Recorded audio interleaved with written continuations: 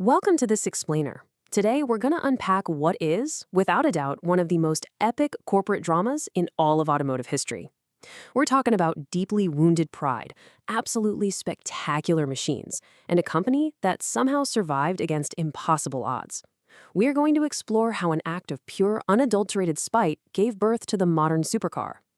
So if you're into those fascinating stories where incredible engineering collides with massive human ego, you are definitely in the right place. Let's get into it. So the big question, how exactly did a provincial tractor mechanic manage to humiliate Ferrari and accidentally invent the supercar along the way? Well, it's an origin myth that actually happens to be 100% true. Our story kicks off in 1963 with a guy named Ferruccio Lamborghini. He was a wealthy, highly successful Italian tractor manufacturer who just loved fast cars, especially Ferraris. But he had a problem. He found their clutches to be fragile and, honestly, just terrible for everyday driving. So what does he do? He takes his complaints directly to the top, to Enzo Ferrari himself. And Enzo? He completely dismissed him with this absolute aristocratic contempt, essentially telling a tractor mechanic to go back to his farm and mind his own business. Well, insulted and totally fueled by pride, Ferruccio decided right then and there that he was going to build his own cars, literally just to spite Enzo Ferrari. And Ferruccio did not waste any time. He wasn't messing around. Look at this timeline. In 1963, he founds Automobili Lamborghini. By 1964, his team is already cranking out the 350 GT. This was a really sophisticated, highly civilized grand tour that instantly proved he could, in fact, build a better car than his rival down the road.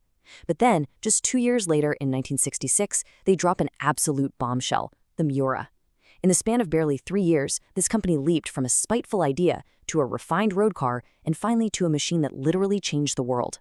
What's truly fascinating here is the massive disconnect between what Ferruccio originally wanted and what his engineers actually ended up building. On one side, you have the 350 GT. Now, this is exactly what Ferruccio asked for. Conservative, refined, totally usable front engine. Basically a reliable luxury cruiser. But on the other side, the Miura. This thing was a skunkworks side project. His young, brilliant engineers were developing this rogue mid-engine design in their spare time. It was reckless, low, wide, and super aggressive. Actually, Ferruccio only greenlit the project because he figured it would make for a flashy marketing stunt. But that rogue project ended up doing way more than just generating a little buzz.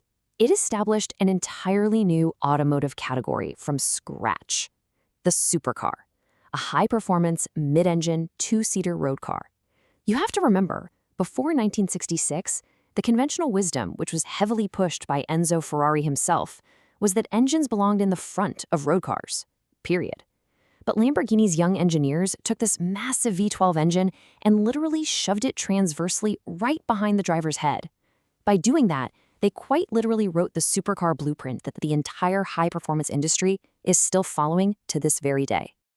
Moving on to Section 1, Posters and Poverty, the Wilderness Years. As we roll into the 1970s and 80s, we run right into the greatest paradox in Lamborghini's entire history.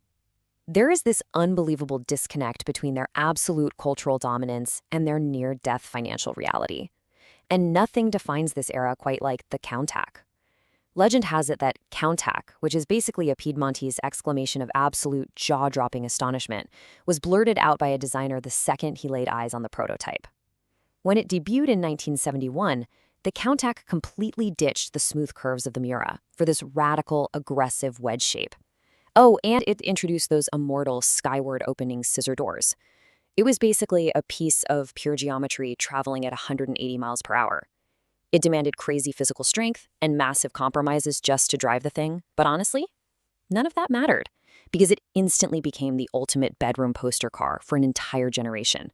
But here is where it gets crazy. While that Countach poster was busy selling the ultimate dream of effortless glamour and status all around the globe, the reality back at the factory was incredibly grim. They were suffocating. The 1973 oil crisis completely devastated their sales. Ferruccio actually sold his shares and just walked away.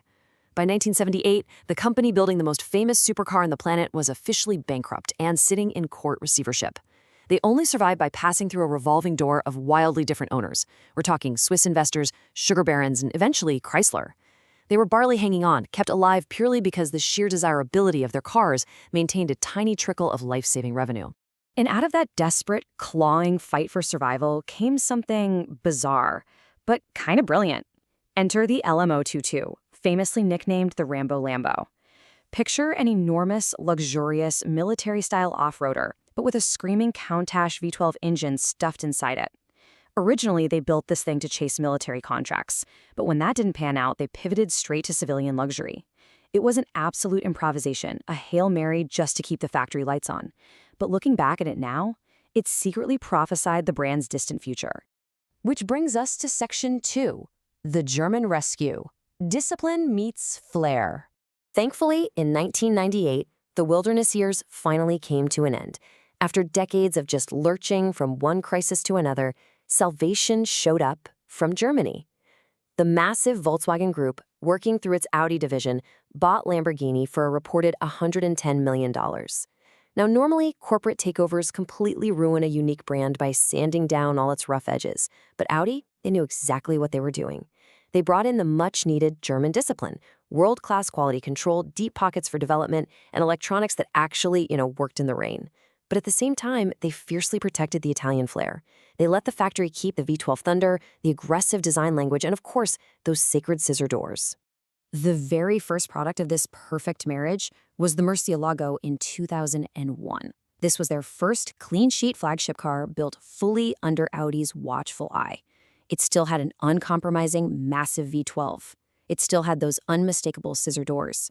But beneath the surface, it was finally built to world-class engineering standards. The big takeaway here is that the Murcielago proved once and for all that Lamborghini could build a dependable supercar, one that started every single time you turned the key without losing even a drop of its wild, untamed soul.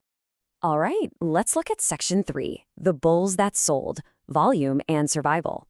Because having a cool flagship is great, but it alone couldn't secure the company's future.